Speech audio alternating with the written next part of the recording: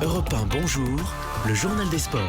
6h11, juste après le journal d'Hélène Zélani. J'adore parler sur mon nom. Ça fait longtemps. Toute l'actualité sportive avec Jérôme Lacroix, un peu moqueur ce matin. Ça va, Jérôme? Ça va très bien et vous, désolé. À la une ce matin, le coup d'envoi de la première grande aventure sportive de cette année 2017. Et oui, l'aventure mondiale 2017 de handball démarre aujourd'hui. Premier match de préparation France-Slovénie ce soir à Toulouse. Ces Bleus, tenants du titre, qui auront cette année plus que jamais l'envie de décrocher la sixième couronne mondiale de leur histoire. Oui, la compétition se tient en France, 16 ans après la dernière édition française. En 2001, impatience côté public comme côté joueur. Même pour ceux qui ont tout vécu, tout gagné, la star Nikola Karabatic déjà galvanisé.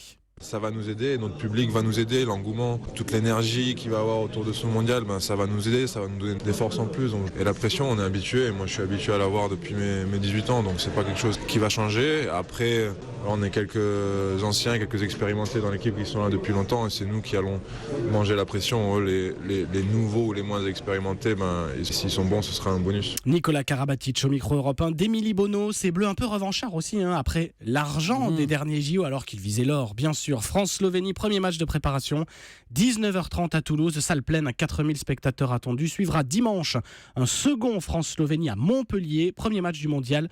Mercredi prochain, France-Brésil à Paris-Bercy. Un mondial qui va se jouer à guichet fermé. Les places se sont on risque de battre des records d'affluence. arrachées. Le mot, Jérôme, le mot sport du jour. Retrait de 3 points, dont 1 avec sursis au classement de la Ligue 1 de football pour le club de Metz. Sanction infligée par la commission de discipline de la Ligue après les événements de début décembre, des pétards jetés depuis une tribune sur la pelouse du stade Saint-Symphorien lors d'un match face à Lyon. L'explosion de l'un d'entre eux avait blessé le gardien rhodanien. Alors le retrait effectif de 2 points, c'est lourd. Les Messins se retrouvent ce matin avant-dernier du championnat de France.